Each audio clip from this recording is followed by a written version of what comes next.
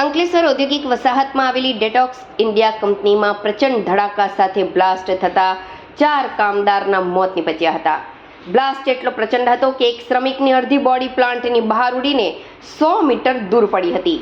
બપોરે 12:40 ડામરિયામાં બનેલી ઘટનામાં કામદાર અને કામદાર પરિવારને 4 વાગ્યા સુધી યોગ્ય પ્રત્યુત્તર ન મળતા કામદારોમાં પ્રચંડ રોગ ફાટી નીકળ્યો હતો અને આ દુર્ઘટના બાદ કામદારો દ્વારા વિરોધ પ્રદર્શન કરવામાં આવ્યો હતો. કંપનીના ગેટ પર બેસી કામદારોએ હંગામો મચાવ્યો છે. અંકલેશ્વર જીઆઈડીસીમાં આવેલ ડેટોક્સ ઇન્ડિયા કંપની ઇન્ડસ્ટ્રીયલ વેસ્ટના નિકાલનું કામ કરે છે. જે કંપનીમાં પ્લાન્ટમાં ફીડ ટેન્ક પર રેલિંગ લગાવવાની કામગીરી ચાલી રહી હતી, જેમાં રેલિંગ માટે કામદારો વેલ્ડિંગ કરી રહ્યા હતા. તે દરમિયાન અચાનક બ્લાસ્ટ થયો હતો.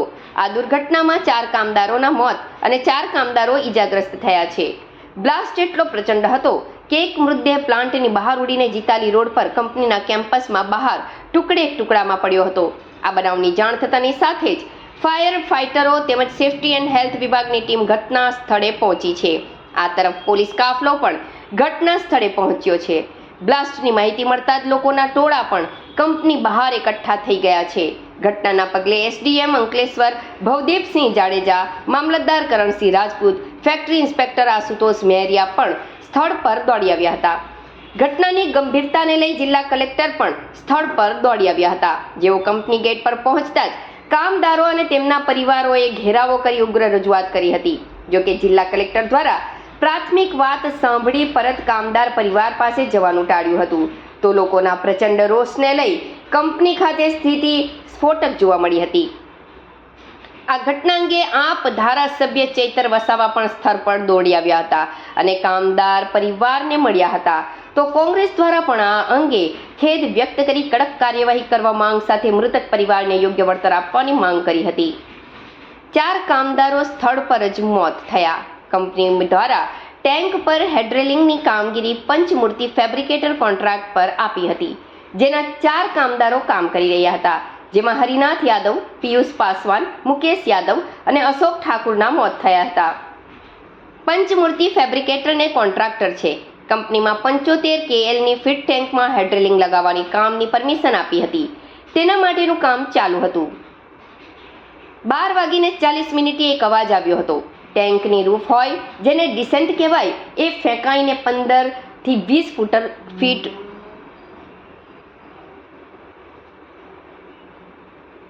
12:40 એક અવાજ આવ્યો હતો. ટેન્કની રૂફ હોય જેને ડિસેન્ટ કહેવાય એ ફેંકાઈને 15 થી 20 મીટર દૂર પડી હતી. 2 શ્રમિકના ત્યાં જ મૃતદેહ જોવા મળ્યા હતા.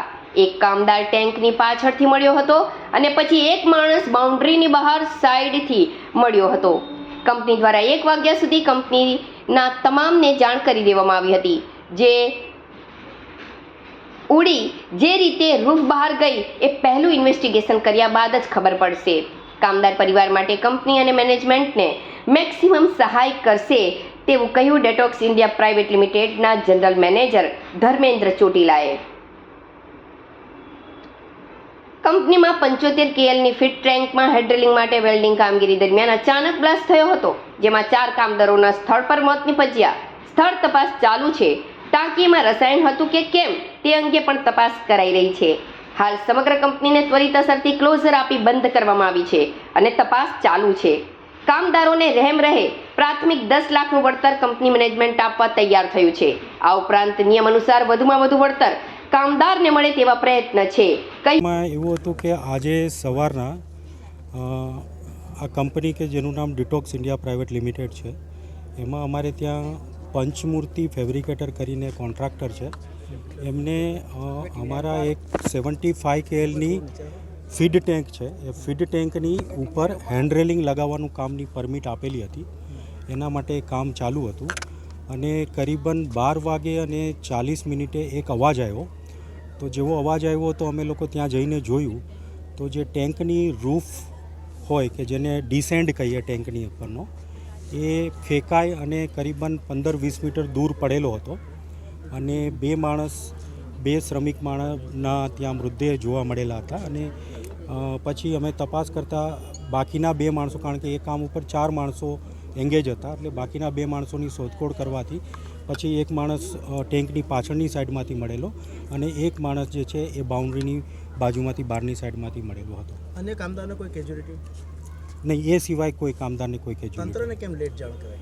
નહીં, તંત્રને કોઈ લેટ જાણ નથી કરેલી. જેવો 12:40નો ઇન્સિડન્ટ થયો એટલે અહીંયા સીધા અમે સ્પોટ ઉપર પહોંચ્યા. સ્પોટ ઉપર પૂછી અને તરત વાડા સાહેબને પીઆઈને અમે ફોન કર્યો, રાખોલિયા સાહેબને ફોન કર્યો, ફેક્ટરી ઇન્સ્પેક્ટરમાં મેડમને ફોન કર્યો. સાહેબ નહોતા એટલે મેડમ જોડે વાત થઈ, લેબર ઇન્સ્પેક્ટરને ફોન કર્યો અને ઓથોરિટીને જેને બી બધાને જાણ કરવાની હતી બધાને અમે લગભગ 12:40નો ઇન્સિડન્ટ હતો, અરાઉન્ડ 1 વાગ્યા હજુ બધાને ઇન્ફોર્મ કરી દીધું હતું. સાહેબ, આટલી મોટી ઘટના કેવી રીતે બની ગઈ? જ્યારે કંપની આટલી બધા સેફટીના અને એના પગલાં લેતી હોય છે ત્યારે એક કંપનીનો કામદાર ઉછળીને પ્રિમાઇસીસની બહાર પડો, શું કહેશો? કેટલી મોટી ઘટના આપણી દ્રષ્ટિએ છે? સાહેબ, ફર્સ્ટ ઇન્ફોર્મેશન રિપોર્ટ પ્રમાણે કે એક જે ટેન્કનું રૂફ જે ઉડી અને બહાર ગઈ છે ધેટ ઇઝ પહેલું ઇન્વેસ્ટિગેશન, મતલબ એના માટે કરવું પડશે. તો એ ડિટેલ અમારે ઇન્વેસ્ટિગેશન કર્યા પછી ખબર પડશે કે એ કેમ થયું છે.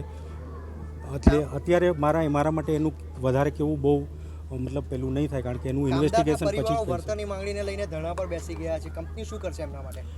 તો એઝ એ કંપની અને કંપની મેનેજમેન્ટ તરફથી કામદારોના પરિવારને જે સહાયની જરૂર છે એ મેક્સિમમ સહાય અમે કરવા માટે કંપની મેનેજમેન્ટ તૈયાર છે.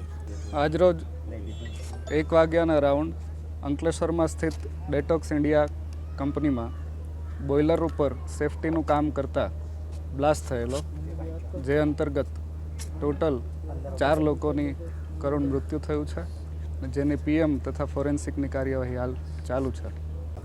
અંકલેશ્વર જીઆઈડીસી ખાતે આવેલ ડિટોક્સ ઇન્ડિયા પ્રાઇવેટ લિમિટેડમાં આજ રોજ બપોરે 12:45-40 કલાકે એપ્રોક્સિમેટલી એક ફીડ ટેન્કમાં અચાનક બ્લાસ્ટ થયો હતો અને આ ફીડ ટેન્કમાં ટેન્કના રૂફની ઉપર રેલિંગ લગાવવાની હોય છે. જે રેલિંગના માટેની વેલ્ડિંગની કામગીરી ચાલતી હતી તે દરમિયાન અચાનક બ્લાસ્ટ થયો હતો અને 4 શ્રમયોગીઓનું આ અકસ્માત દરમિયાન મૃત્યુ થયેલ છે અને એ અંગેની અમારી તરફથીની કાર્યવાહી અત્રેની કચેરીથી હજુ ચાલુ છે, ડિટેલ ઇન્વેસ્ટિગેશન. એટલે આ જે એક્સિડન્ટ થયો છે રૂફટોપ ની ઉપર આવેલી રેલિંગની વેલ્ડિંગની કામગીરી કરતા હતા તે દરમિયાન થયો છે અને જે બાબતની કાર્યવાહી હવે ચાલુ છે. મેડમ, એક મૃતદેહ પ્રિમાઇસીસની બહાર પણ ઉછળીને પડ્યો હતો, એવી પણ વિગતો મળી છે. શું એ હવે ઘટના એ પ્લીઝ તમે કારખાનાના ઓથોરાઇઝ પર્સનને પૂછશો તો હું એક્સિડન્ટ બન્યાના થોડા વખત પછી આવીને મારું ઇન્વેસ્ટિગેશન ચાલુ કર્યું છે, તો રિલેવન્ટ ઓથોરિટીને પ્લીઝ પૂછી શકો છો. સર, કંપની દ્વારા તંત્રને કેટલા વાગે જાણ કરી?